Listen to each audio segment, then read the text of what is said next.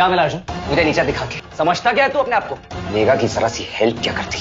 तो उसका बॉयफ्रेंड है, याराना है तेरा। अफेयर तेरा चल रहा है, किसी और के साथ इल्जाम मुझ पर लगा रहा है। जो तू करने की कोशिश कर रहा है ना, मेघा के मन में मेरे खिलाफ शक के बीज बोने की।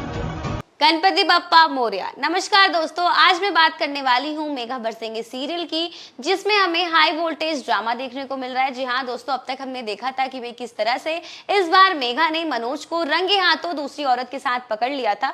अब उसकी आंखों से सारे पर्दे हट चुके हैं और उसे रियलाइज हो गया है कि भाई मनोज सच में एक फ्रॉडी है। और इसी के साथ एपिसोड में वो मैं होने नहीं दूंगा। मेघा मेरी पत्नी है और मैं उससे प्यार करता हूँ, और हमारे बीच की जो भी मिसअंडरस्टैंडिंग थी ना, वो अब क्लियर हो चुकी है। मेघा को मुझ पे यकीन है कि मेरा कोई अफेयर नहीं चल रहा।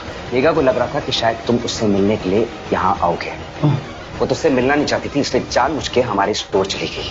हमने देखा था कि भाई किस तरह से मेघा उसके फोन को चुराती है और फोन लेकर सीधा अर्जुन तलवार के पास पहुंचती है, जिसकी वजह से फोन अनलॉक होते इस बार मेघा के सामने सारी सच्चाइयां आ चुकी है कि किस तरह से एमी और मनोज दोनों एक दूसरे के लवर है। और इसी के साथ उनके सारे फोटोज और सारे चैट, सारे वीडियोज मेघा के सामने आ गए हैं। और जिस तरीके से फोटोज और वीडियोज मेघा के सामने आए हैं, ठीक उसी तरह और आइंदा से अपनी शक्ल मत दिखाना। I am really very sorry.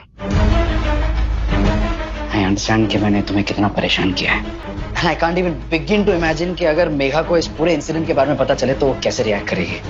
You know Megha यार, मेघा की जिंदगी भी तबाह हो गई। उसे समझ नहीं आ रहा कि आखिर उसके साथ ऐसा क्यों हो रहा है। उसकी क्या गलती थी जो मनोज ने उसके साथ इतना बड़ा फ्रॉड किया। इतना कुछ होने के बाद भी इस बार मेघा दोबारा से लौटकर मनोज के पास जाती है। जी हाँ, एपिसोड में हमने देखा था कि किस तरह से वो दोबारा मनोज के पास वापस जाती है अपने सवालों का जवाब लेने के लिए, और दोनों का आमना सामना भी होता है। और इसी के साथ मनोज को भी पता चल गया है कि भाई, इसीलिए मैं खुद उससे मिलकर माफी मांगना चाहता हूँ अबाउट दिस होल इंसिडेंट। देख भाई, अगर वो माफ कर देती तो ठीक, वरना जो भी तुमने कहा ना अभी, वो मैं उसके मुंह से सुनना चाहता हूँ। तो आई स्टे हियर।